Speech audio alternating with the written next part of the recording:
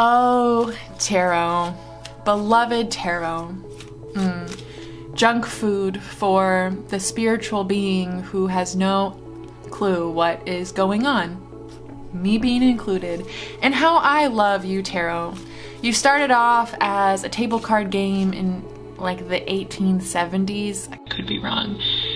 And, you know, someone just took you over and imparted all of these psychological symbols all over you to help us make sense of the human experience and know that we're not alone. And I know that you've taken on a whole new life where people draw you and then freak out and think that what that card means to them is truth and it's gonna happen. But tarot, I know you're just a mirror holding up an opportunity for me to get a better look about what's going on in my internal landscape. What a beautiful tool this is. There are many ways to draw tarot. You could be a spiritual manipulator where you invite someone over that you think is cute and you draw a card and you say, wow, Roger, it looks like a relationship of yours is going to be ending soon, but don't worry.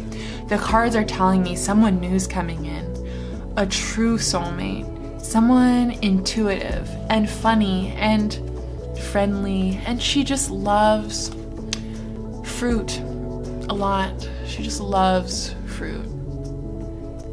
Yeah, the guides are telling me that's super clear.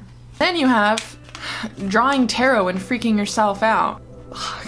And then you just spend all day looking for signs that that's right, and you literally manifest that happening, which I've seen so many people do. They draw the death card or the devil, and then they're convinced that something terrible is going to happen. So then all day they're looking for something terrible. And you know, what you seek, you will find on some level. Tarot can really show us how we relate to different aspects of both the human experience and our internal psyche. And there are many different ways to draw tarot. When you go online and you find pick-a-card readers, they're gonna draw a crap ton of tarot with oracle cards, and they're gonna tell a story. Their intuition will give them a hint of what kind of human story they're telling, and then as the cards come, it'll confirm and nudge them slightly in different ways, and oracle cards will usually provide some sort of advice. Sometimes these are great, sometimes these don't even resonate. I think that taking it with a grain of salt and being playful with it is really important, and when we think that cards are going to determine our future, that's where things get sticky. As long as you wait for something to come and tell you what's going to happen, you'll just be waiting forever. And it's really excruciating, and you'll cause yourself a lot of suffering because you'll think that there is something to know, but really there's nothing to know. And I feel like a big part of the human experience is just becoming comfortable in the vulnerability that we don't know. I don't know what's going to happen tomorrow. I don't even know what's going to happen 5 minutes from now. The universe is quantum. It's just quantum queerness, and basically until the event happens, we're not gonna know. It could be any possibility. And our past ideas and our past structures drag in, limiting beliefs because they're informing our experience. And while that's helpful, it can also really put a limit on reality. We don't know the limits of reality. And when we come from that place of humility, we allow reality to express itself in its fullest without confining it to past ideas. So there's different ways to draw. You can do like the 78, how many cards are there? 78 card pickup where you just didn't want to make a mess. You can spread out the cards on a table and feel the energy and draw them. Oh God, so many cards are falling out. It must be a sign. Spirit's talking to me, and Spirit is always talking to you. Through cards, through everything, but really through what arises up inside of you. And I think that's the most important part of tarot, is recognizing what is speaking through you. How do you feel when you look at this card? What is this bringing up in you? And focus more internally rather than on this external idea of some sort of intellectualized story. Life is a dance between intellect and intuition.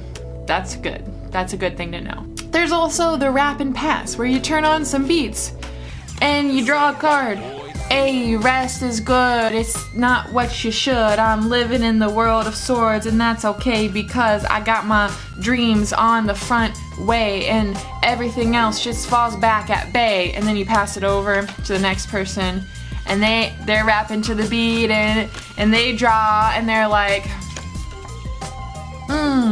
I arrive on time, my steed's my rhyme, I got the pentacles and that's fine.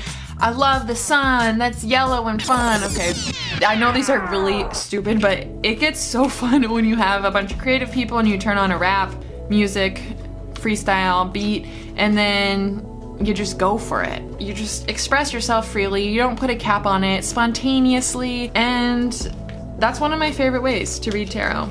Also, one thing I love is when you hold the tarot and then you just imagine it as water and then recognize that any card you pull can be anything. Like the card on top, this can be anything. People like to tap their energy into cards, put their energy into the cards. Do whatever you want. Just follow your intuition and know that there's no wrong. There's really no way that's wrong to draw tarot. And honestly, the more creative you get with it and the more personalized you get with it, the more it just becomes like your practice and not some weird foreign ritual that you're embarking on. One way that I've been considering to play tarot too is drawing a series of cards that bring up some sort of situation that feels relevant in your life, something in your immediate consciousness, and then going through the cards and finding a character or some sort of arcana that you feel like calling upon will give you insight and guidance through that situation. So many times we draw the tarot and we feel like we're at mercy to the tarot, but really if we look through the cards, basically find ones that resonate with us, ones that we want to bring out more within ourselves and keep them out. Look at them. Use them as symbolic imagery to remind you of aspects of you that you want to embrace and embody. I think that that's such a beautiful thing that we can do, where we accept the surrender of life and its circumstances, but then we also take control of embodying aspects that we want to see and create in our lives. There's no wrong card. I'm not going to pull the wrong card. And as long as you think like there's a right card and the wrong card, you're going to get stuck in this weird back and forth of like, is this it? Is this the card? Should I pull this one? Oh wait, maybe it's a different one. And then when you pull it, you're going to be the whole time thinking, I don't know if this is right or not. And it's going to really be difficult for you to even resonate with what's going on. And then there's like opening the book. First card. Honestly, it doesn't have to even be a big to-do. All of these have beautiful lessons, and as long as you're interested and willing to show up and find out the lesson, you're gonna learn something from this. It's like a horoscope too. I mean, horoscopes are like mini lessons. They might resonate or they might not, but you're gonna try and assimilate and fit your day, your experience into that little tidbit, into that little nugget, and there's nothing wrong with that. As long as we don't torture ourselves over trying to fit our experience to these images. You know, like the devil. I could draw this and I could go 2 different ways. I mean, I could go infinite different ways, but I could think like, oh my God, something bad is gonna happen. Or I could say, oh, maybe I'm experiencing attachment to something. There are so many different meanings, and there's just so many different cues and symbols and beautiful images and beautiful ways to play and share. Like when you draw tarot with someone and then they open up to you about their experience and how they're relating and what's going on in their conscious awareness, it sparks amazing conversation. There's been times when I've been triggered in a relationship and I just completely shut down. I dissociate, and I've literally drawn a card to elicit some sort of emotion or thought to get the conversation started. It wasn't about, oh my God, this is all about the card, but these are just little catalysts, little mirrors to show us what's going on in our internal landscape. And that's why Carl Jung has written so many books about tarot. Carl Jung, the great psychologist. It is a psychological tool, like basically looking at a Rorschach blot and seeing what arises, but a more relevant Rorschach blot that relates to our human experience and our human story. And the story of tarot is really cool. Starting with the Fool, it's the Fool's journey. And if you want to know more about that, leave a comment. I would love to make a video about that. And if you have other ways that you like to draw tarot, little tips and tricks for ways to tap into your intuition or just fun games to play, drop that in the comments because I want to know. I'm always looking for ways to explore my experience and myself. Yeah, I think that's it. Thank you guys for tuning in. And I hope that you take time to self-reflect whether you use tarot or literally any manifestation of form.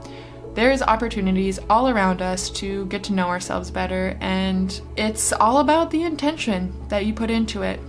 And so, may you draw your tarot, may you live your life and reflect on form with deep compassion, forgiveness, and love. Because that's just how we heal, is how we relate to form. Anyways, you are a beautiful form, a beautiful life form. I really believe and have faith that you're gonna know exactly what you need to know in the moment that you need to know it. And I know that sounds cheap a little bit, but it's not. It's actually really a rich thing to remember, because we can get so caught up in feeling like we need to know something else. And really, just right now, reflecting on your internal tarot and what arises in that is so valuable. Anyways, happy taroting. Okay. Bye-bye. Bye.